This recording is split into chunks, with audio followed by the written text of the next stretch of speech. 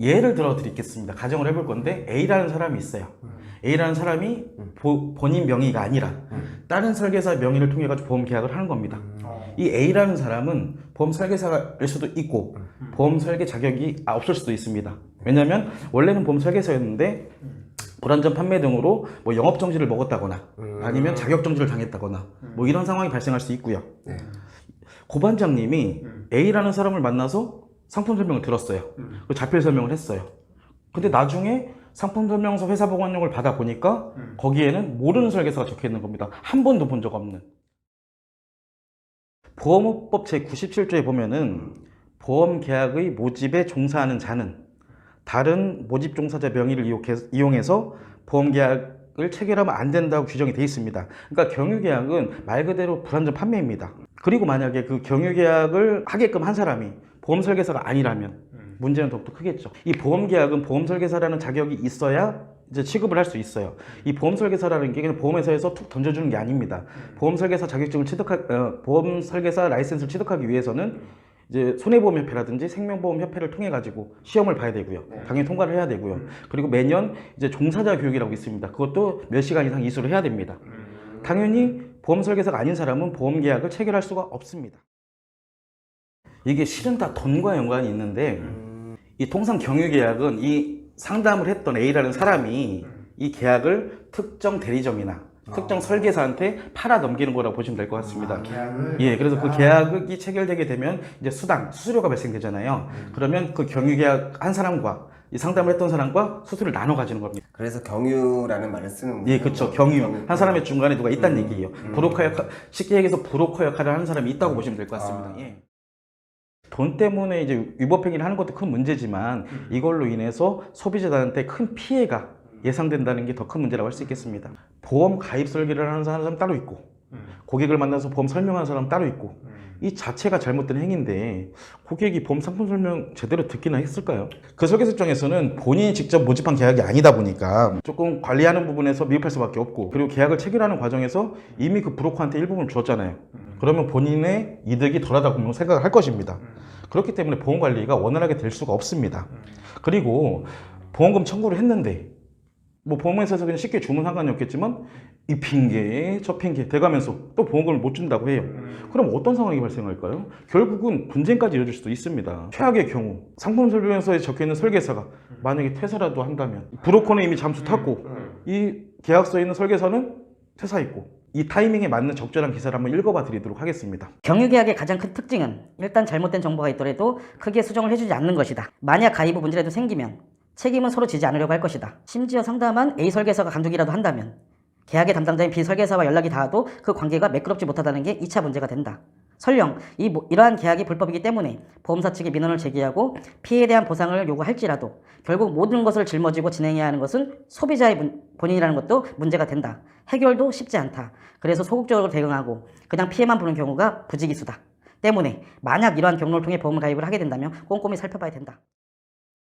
가입 당시에 그 서명을 했던 상품 설명서를 받아보면은 설계사 이름이 뭘로 적혀 있는지 확인은 가능합니다. 근데 중요한 건 뭐냐면 이제 고객이 콜센터를 통해 가지고 상품 설명서 요청을 하게 되면은 이제 보험회사는 낌새를 차리거든요. 보통 이런 걸 요청을 하면 컴플레인이 들어오더라. 그래서 이런 핑계 저런 핑계 뭐 얘네들이 잘 되는 핑계가 있습니다. 가입한 지 5년이 지나면 이 계약이 분리보관돼 있기 때문에 지금 찾아보기 어렵다. 그렇기 때문에 제가 이제 이런 상황이 발생하신 분들은 저를 찾아주시면 그때 정확하게 어떻게 말을 하면 상품 설명서를 받을 수 있는지에 대해서 알려드리는 쪽이 좀 더 나을 것 같습니다. 이분은 최땡땡 의뢰인이시라는 분이신데 60대 초반의 여성분이셨고요. 이분이 사위의 소개로 김땡땡 설계사를 소개받았고요. 이제 그분을 통해 가지고 상담을 받고 자필 서명을 하고 보험 계약을 하는데 총 3군데 보험사에 4건의 보험 계약을 하게 됩니다. 예, KB 손해보험 1건, 메리츠 손해보험 2건, 그리고 DB 손해보험 1건 이렇게 해서 총 4건의 가입을 하시는데 중요한 건 아까 자필 설명을 했다고 그랬잖아요. 예, 김땡땡 의뢰인이라는 사람이 이 상품 설명서에 방땡땡 설계사 이름을 적게 했다는 겁니다. 그래서 일단은 아까처럼 이미 계약 단계이기 때문에 신뢰가 형성된 상태이기 때문에 일단 설명은 했는데 이게 시간이 지나고 나가지고 경유계약을 계속 찾아보는 과정에서 경유계약이 문제가 될 여지가 많다는 걸 알고 나서 이 4건 모두 해지를 하셨습니다. 근데 문제는 뭐냐? 네 건에 대한 총 보험료 합이 한 750만 원 정도 됐었어요. 근데 해지해서 받은 거는 꼴랑 73만 원. 요거는 실제 저희 변호사님께서 작성하셨던 서면입니다. 뭐가 억울했는지 결국은 경유계약, 보험업법에서 금지하고 있는 경유계약에 대한 내용을 넣었고요. 그리고 갱신형에 대해서 제대로 설명 못 받았다는 것에 대해서 내용이 들어갔습니다. 일단 이렇게 진행을 했고요. 세 군데 보험사에 이제 민원을 접수를 했는데 KB 손해보험하고 메리츠 화재는 생각보다 빠르게 수용을 했습니다. 그래서 납입했던 전액을 다 환급받았고요. DB 손해보험만 유독 상황이 동일함에도 불구하고 제 기억에 한 2달은 끌었던 것 같습니다. KB 손해보험과 메리츠는 거의 바로 지급을 했는데 DB 손해보험 그 이후로부터 2달 정도 지나서 환급을 해줬습니다. 근데 결과론적으로 어쨌거나 납입했던 750만 원 전액 다 환급을 받으셨습니다. 경유계약을 하게 되는 경우 추후에 문제가 되면 책임 소재도 모호해지고 또한 보험 분쟁이 발생할 가능성도 매우 높습니다. 그렇기 때문에 반드시 1대1로 상담을 하시고 이 상담해준 사람이 상품설명서에 적혀있는 사람과 동일한지 확인해 보시기 바랍니다. 만약에 다르다면 보험가입을 하지 않기를 권유드리고 싶습니다.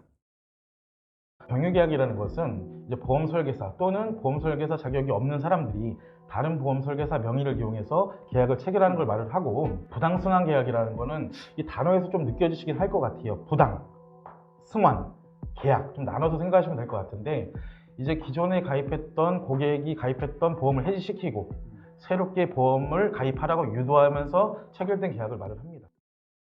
보통 이제 증권 분석을 하면서 이런 행위들이 많이 이루어지는데요. 아마 많이들 겪어보셨을 거예요. 설계사가 와가지고 혹시 보험 가입한 거 있느냐?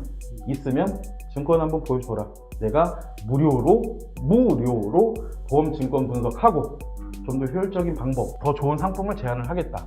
이렇게 해서 이제 부당 승환 계약들이 많이 이루어지는데요. 이 부당 승환 계약 체결 행위는 보험업법에서 금지하고 있는 보험 계약의 체결 또는 모집에 관한 금지 행위를 위반한 것이고 부당한 계약입니다.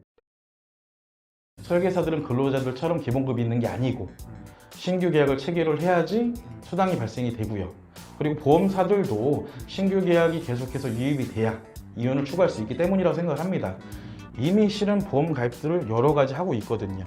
그 상황에서 새로운 보험을 가입하고 새로운 보험료를 내는 것을 원하는 고객들은 많지 않을 겁니다. 지금처럼 경기가 안 좋다면 더더욱 그렇겠죠. 그렇다 보니 기존 보험이 좋음에도 불구하고 더 안 좋은 보험으로 가입시키는 사례들이 계속해서 생기고 있는 겁니다. 그래서 설계사들이 이렇게 승환 계약을 정당화하기 위해서는 기존의 보험을 해지하고 새롭게 보험을 가입하면서 발생할 수 있는 손해, 이를테면 기존 계약에 대해서 해지로 인한 원금 손해, 그리고 새롭게 가입한 보험에 대해서 부담보라든지 면책기간, 감액기간, 그리고 새롭게 보험료를 계속해서 내야 된다는 이런 부담 등에 대해서 정확하게 설명을 해야 됨에도 불구하고 제가 늘상 말씀드리죠. 설계사들은 본인한테 불리하거나 어려운 상황들에 대한 설명은 하지 않는다는 거죠. 이렇기 때문에 계속해서 손해보는 고객들이 발생하고 있다고 저는 생각을 합니다. 기존의 비효율적인 보험들을 정리하고 효율적인 새로운 보험을 가입하는 게 잘못됐다고 말하는 것은 아니니까 이 부분은 다시 한번 짚고 넘어가도록 하겠습니다. 부당 승환 계약 관련돼서 저희가 이제 컨설팅을 진행을 했고 이제 민원이 수용돼서 납입보험료 전부를 돌려받으신 분들에 대한 사연을 안내를 드리겠습니다. 이분은 조땡땡 의뢰인이시라는 분이신데 이분은 저희 유튜브 채널, 보고 채널을 보시고 저희한테 사건을 위임하셨던 분입니다. KB생명에 무배당 KB가족사랑 연금 플러스 종신보험을 가입했다가 잘못 가입한 걸 알고 나서 저희한테 사건을 위임하셨고요. 3월 20일 날 KB생명에 민원이 접수가 됐습니다. 그리고 4월 20일 날 2건, 여기서 말하는 2건은 새로 가입한 보험과 기존의 부당 승환 계약으로 인해 가지고 손해본 건에 대해서 2건 모두 전액 환급을 받으셨습니다. 두 번째 계약에 대해서는 총 납입했던 보험료가 1,386만 원 가량, 해지하게 되면 받을 수 있었던 돈이 한 957만 원 정도, 보험을 해지했다면 한 430만 원 정도를 손해볼 법한 케이스였습니다. 실제 이분이 작성해 주셨던 내용을 한번 읽어봐 드리도록 하겠습니다. 보험사 설계사가 몇 년에 한 번씩 바뀌게 되어 직접 찾아오게 되었습니다. 그 당시 가지고 있던 보험의 이율이 낮을 수 있다고 해서 안정적인 이율을 받을 수 있는 다른 보험으로 바꾸자 하여서 다른 보험으로 바꿨습니다. 이후 하나의 보험을 더 들게 되었습니다.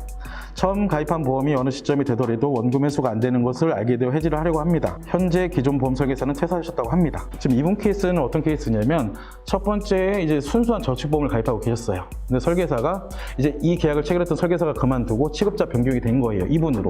그래서 이분이 계약 조회를 해보고 나가지고 기존 계약이 저축보험인 걸 걸 알고 나서 더 좋은 보험이 있다, 뭐 더 돈을 모으기 적합한 상품이 있다고 종신보험을 돈을 모으라고 안내를 한 케이스입니다. 두 번째 계약은 이제 종신보험에 대한 상품 설명을 잘못한 것과 기존의 계약을 부당승한 계약시킨 거를 포인트로 잡았고요.